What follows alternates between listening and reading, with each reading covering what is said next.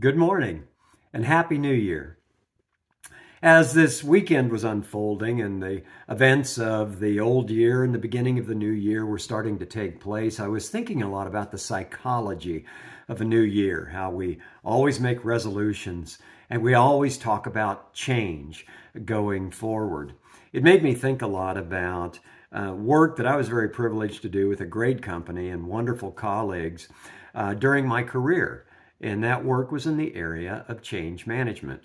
We used to talk a lot about the need to establish a premise for change. There has to be a burning platform that causes us to realize we've got to do something differently. Otherwise, we'll just continue in what we've always done. So, a premise is critically important. But then there must be a promise, because without a good vision of where you're going, of what you're trying to accomplish, people still won't let go of what is comfortable and familiar today. There must be a premise, there must be a promise, but then, most importantly, there must be practices that teach you, show you, lead you, and guide you to how to get from where you are today to where you are tomorrow. Premise, promise, and practice are the keys to change management. But even with all of that, in our own lives, unless we internalize those things, nothing ever changes.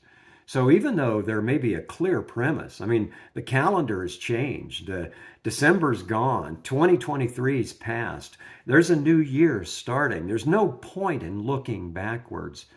But even with that premise, we have to reflect on what is it that needs to change? What is it in my life that I feel like needs to happen differently? Once we have reflected, then we need to reject those things that we have continued to do that are standing in our way of progress, that are blocking our relationships, that are causing us to be separated from God. We must reflect first, reject second. But third, we must resolve. Now, we talk a lot about resolutions when we get to New Year's Day, and frankly, we all know most of them go away by the end of January. But without strong resolve, we'll just fall back into those things we said we were going to reject. And so we do need to resolve that we're going to change. But most of all, then, we have got to renew.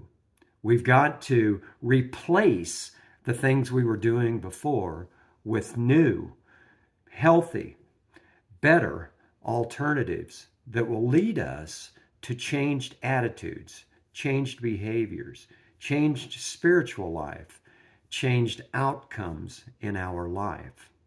So, while on the upper level, change is about premise and promise and practice, and the internal level, it's about reflecting, rejecting, resolving, and then replacing.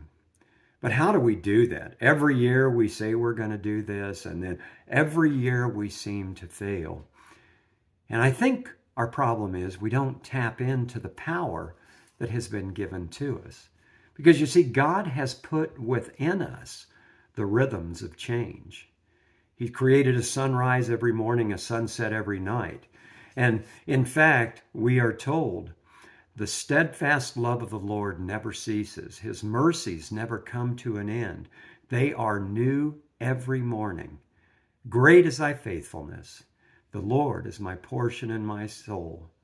Therefore, I will hope in him. This year, as you think about change, as you think about doing the things that maybe you failed to do in the past, to change the trajectory of your life, to improve the trajectory of your life, think about the power source that we've been given. Put your hope in God. Get your strength from him. And may this be a year of new perspective, of new power, of new purpose, of new hope. Happy New Year. Have a great week.